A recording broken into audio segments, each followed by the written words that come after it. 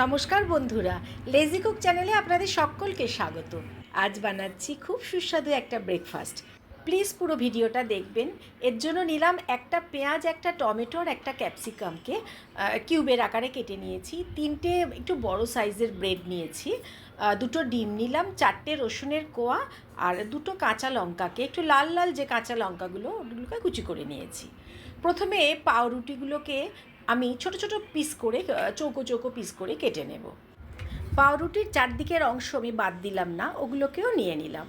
তো বন্ধুরা, প্লিজ যদি আজকের এই রেসিপি পছন্দ হয়ে থাকে লাইক কমেন্ট শেয়ার করবেন, আর নতুন বন্ধুরা যদি ভালো লেগে থাকে প্লিজ আমার চ্যানেলটাকে একটু সাবস্ক্রাইব করবেন।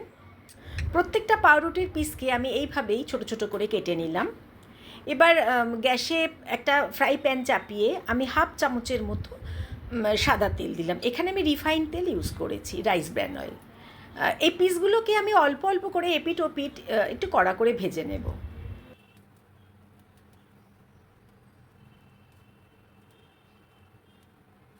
একদিকটা সেঁকা হয়ে গেলে ওগুলোকে উল্টো দিকটাও আমি এইভাবে ভেজে নেব। তবে একটু সময় ধরে করতে হবে, ছোট ছোট পিস তো, প্রত্যেকটা যেন সমানভাবে ভাজা হয়।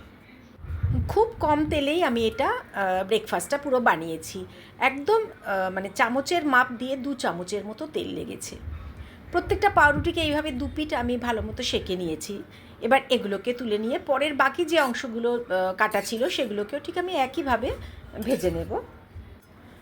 পাউরুটির টুকরোগুলোকে ভাজা হয়ে গেছে, এবার এগুলোকে তুলে নিলাম। আবারও ফ্রাই প্যানে হাফ চামচের মতো তেল দিলাম। 2টো ডিমকে অল্প নুন দিয়ে আমি ফেটিয়ে রেখেছিলাম, এবার সেটাকে ভেজে নিলাম। এই ভাজা ডিমের ওপরে একটু চিলি ফ্লেক্স ছড়িয়ে দিলাম।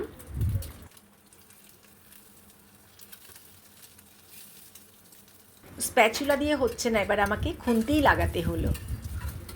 এবারে টুকরো টুকরো করে আমি এই ভাজা ডিমটাকে কেটে নেব। গ্যাসের ফ্লেমটাকে আমি হাইতে রেখেই আমি এই পুরো ব্রেকফাস্ট বানিয়েছি, যাতে চটপট বানিয়ে নেওয়া যায়।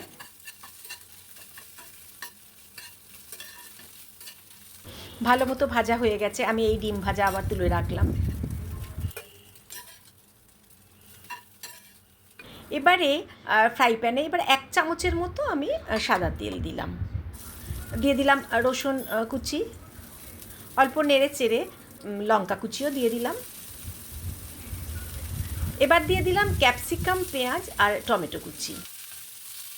এবার একটু সময় ধরে এগুলোকে ভেজে নেব। আমি এখানে নুন মেশাবো না, কারণ ডিম ভাজাতে নুন ছিলই, আর টমেটো সস আর সয়া সস দেবো, ওতেও তো নুন আছে। আমি ওই জন্য এক্সট্রা নুন আর আমি এর মধ্যে মেশালাম না। এখানে আমি 2 চামচের মতো নিলাম টমেটো সস আর 1 চামচ সয়া সস। আবারও খুব ভালো করে মিশিয়ে নেব। খুব কম সময়ের মধ্যে বানিয়ে নেওয়া যায় আর ভীষণ সুস্বাদু হয় খেতে। এবার আমি স্ক্রাম্বেল করা ডিমটাও দিয়ে দিলাম। এবার দিলাম ভেজে রাখা ছোট ছোট পিস করা পাউরুটিগুলো, পুরোটাই দিয়ে দিলাম।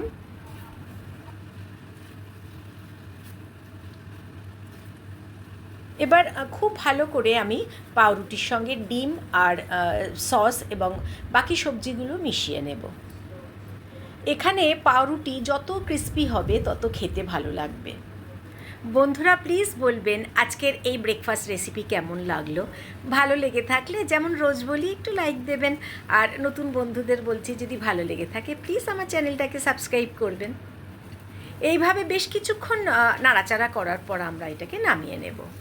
খুব অল্প সময়ে বানিয়ে নেওয়া সুস্বাদু একটা ব্রেকফাস্ট, কিংবা টিফিনেও নেওয়া যায়। বড় ছোট সবাই আমরা খুব ভালো করে এটাকে এনজয় করি।